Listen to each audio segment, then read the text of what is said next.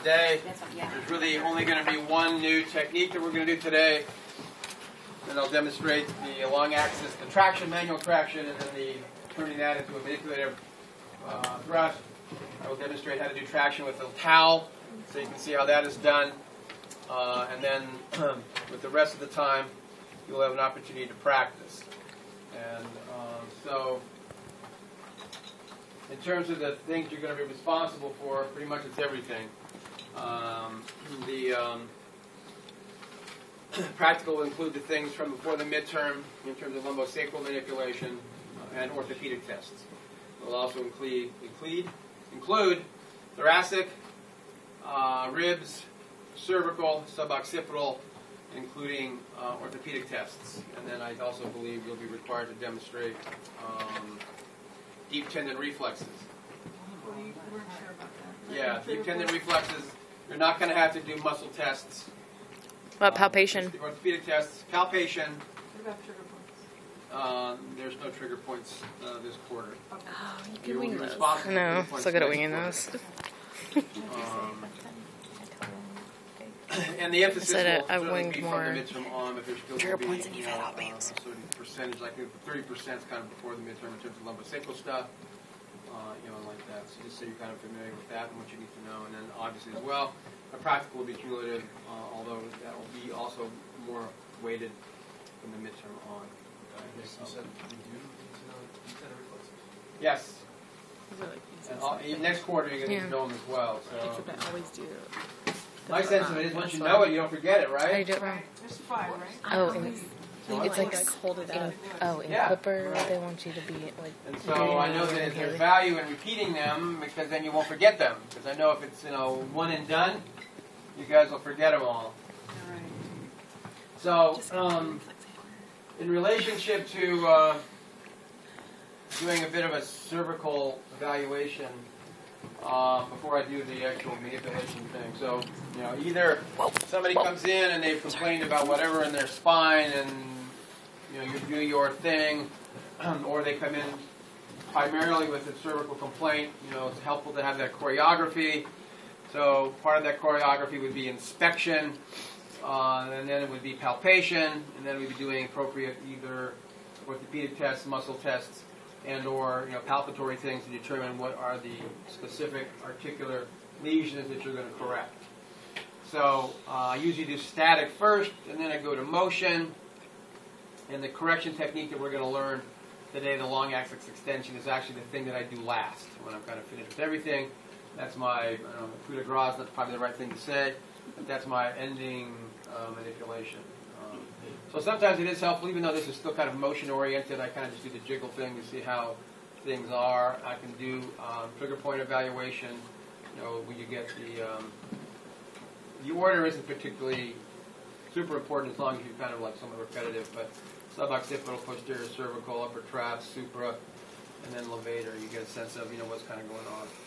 And then I would start with my static palpation. So I'm going to be going for the mastoid and C1.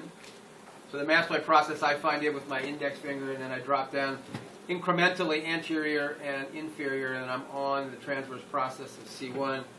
And Trisha, if you don't mind holding this up in the air. So even though there's no mastoid here, this is the occiput. So I find that landmark, and I just kind of go down. And so my index finger is feeling both landmarks. And so what I'm feeling for really is the space between them. And that's where I'm appreciating, is there a jam or is there a gap? Is there less space or is there more space?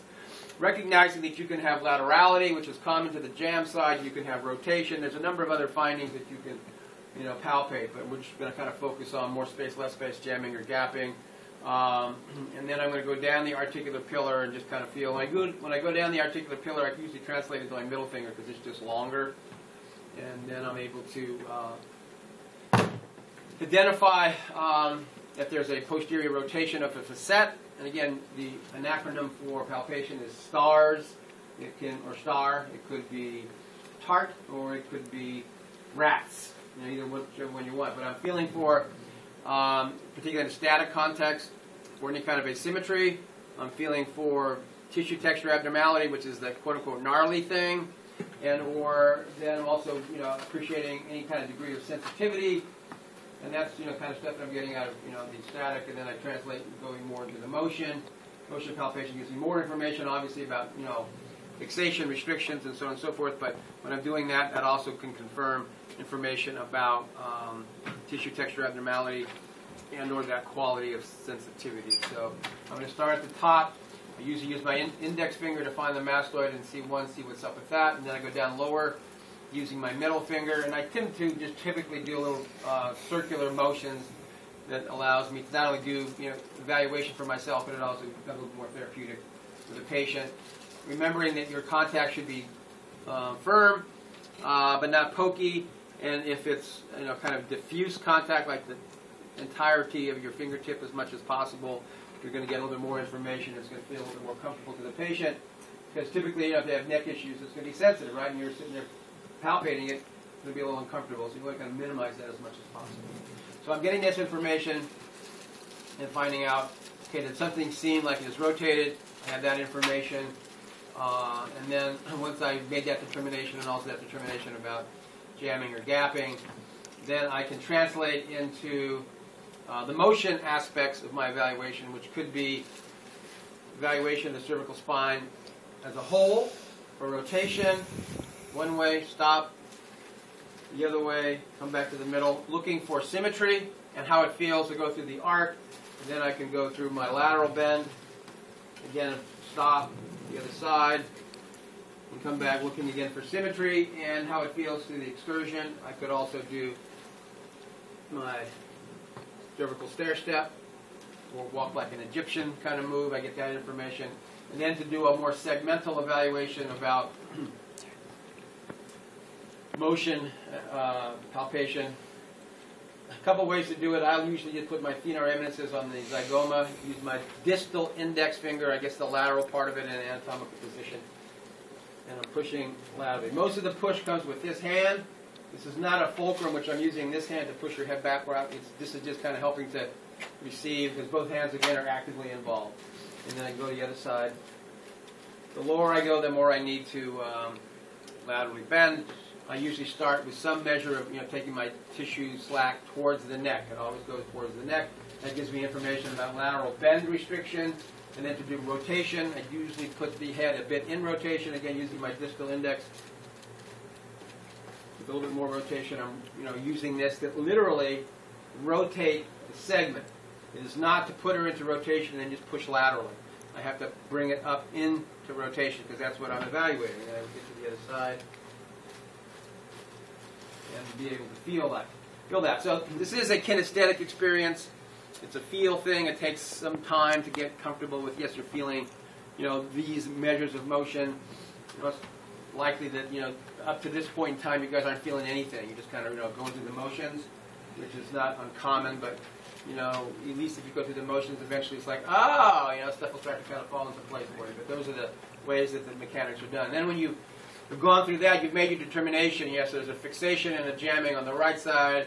There's a C2, C3 fixation or rotation on C3, C4, and I feel something down here, C5, C6. So quite often there's a kind of a ping pong effect, and some of that is due to compensation and or balance, because again the whole spine is an organ. Where you may come to find it only feels like there's a problem in one area, and that would be the area you would decide to correct. Now, my typical my choreography usually includes full spinal manipulation. So I do bilateral and I do the whole spine. There are occasions, as I mentioned in class, where I may not do everything. I'll just do one segment, for a variety of particular reasons, and like that. But again, if somebody is paying me and they're in the office, I pretty much do full spine. But unless it's like not really an orthopedic problem, it's just like they're coming in with a sinus headache or a sore throat or that kind of thing, I might just do